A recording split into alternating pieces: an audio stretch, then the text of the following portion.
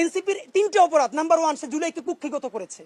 ঠিক 71-এ মুক্তিযুদ্ধ যেভাবে আওয়ামী লীগ কুক্ষিগত করেছে, এনসিপি জুলাইকে কুক্ষিগত করেছে। মুক্তিযুদ্ধ করেছে সবাই, আপামর, কৃষক, শ্রমিক, জনতা, জনযুদ্ধ। আওয়ামী লীগ এসে বললো আমি যুদ্ধের মালিক, সাথে দিল্লি সংবিধান লিখে দিল দিল্লি, এখানে আর একটা বাকশাল কায়েম করে এটা আওয়ামী লীগের গঠনতন্ত্র তারা বানাই ফেললো। জুলাইকে কুক্ষিগত তারা করেছে। এই জুলাইকে কুক্ষিগত করার কারণে তারা দ্বিতীয় যে কাজটা করেছে, অনেকেই তারা দুর্নীতিগ্রস্ত হয়েছে। দেখেন, আমাদের কলিজা ছিঁড়ে যায় কথাটা বলতে। আজ থেকে 10 মাস আগে যেই ছেলেটা দেখেছি সারা গায়ে আঘাতের চিহ্ন জুলাইয়ের আন্দোলন করতে গিয়া, সেই সব ছেলে মেয়ে মাত্র 8-10 মাসের মধ্যে কিভাবে কোটি টাকার মালিক হইতে পারে, এই চিন্তা আমাদেরও ঘুম আসে না। 10 মাস তো, আরে রাজনীতি তো আগামী 5 বছরের না, রাজনীতি তো 50 বছরের। কষ্ট করে বসে থাকলে আগামী বাংলাদেশ হয়তো আমাদের, জুলাই যোদ্ধাদের। এখন তারা যে দুর্নীতি করলো, তারা তো এই সরকার পড়ে যাওয়ার সাথে সাথে কেউ যাবে দুবাই, যারা ফ্ল্যাট কিনছে, হাউজিং এ প্রজেক্ট করছে, ওইখানে ব্যবসা কিনছে, কেউ যাবে বিদেশ, যারা মাস্টারমাইন্ড হইছে। এই লক্ষ লক্ষ জুলাই জনতা কোথায় যাবে? আমাদেরকে যে তোমরা এই জাহান্নামের মধ্যে ফেলাই দেবা, এর দায় কিন্তু ইতিহাসের কাছে দিতে হবে, আল্লাহর কাছে দিতে হবে।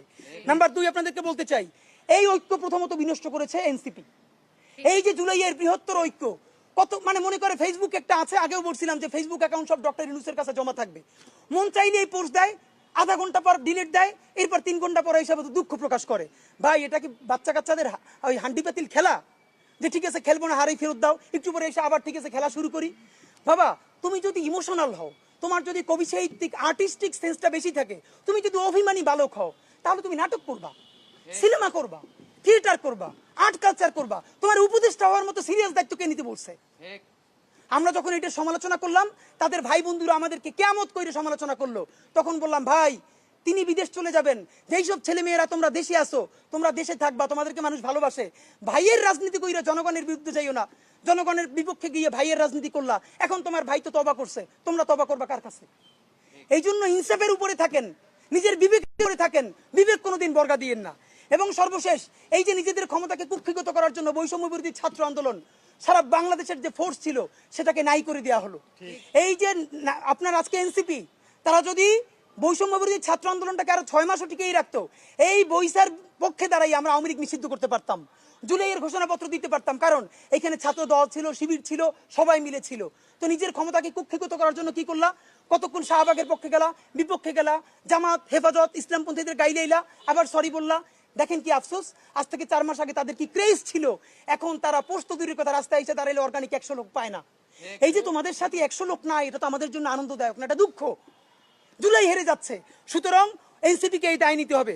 সর্বশেষ আমাদের প্রস্তাবনা বলি, এতক্ষণ সবাইকে বকাঝকা করলাম, সবাইকে বললাম কার কি দায় হয়েছে, কিন্তু জুলাইকে হেরে যেতে দিয়ে যাবেন। আপনাদেরকে একটা কথা বলি, এইবার যদি জুলাই হেরে যায়, আগামী 100 বছর এই দায় বাংলাদেশের জনপদকে বই বেড়াতে হবে। অগণিত মানুষ গুম হবে, খুন হবে, দুনিয়ায় নিউজ করার মতো কেউ থাকবে না। যেই সাংবাদিক বন্ধুরা এই নিউজটা পর্যন্ত করবে, সে মরে গেলে তাকে নিউজ করারও কেউ বাংলাদেশে ঠিকই থাকবে না। সুতরাং প্রশ্ন হলো, বাংলাদেশ বেঁচে থাকবে কি থাকবে না? জুলাই বেঁচে থাকলে বাংলাদেশ থাকবে, জুলাই না থাকলে বাংলাদেশ থাকবে না। এই পক্ষে দাঁড়াইতে গিয়ে যদি এনসিপি তো গণকে, এনসিপি নিয়ে আর কথা বলে কোনো লাভ নেই।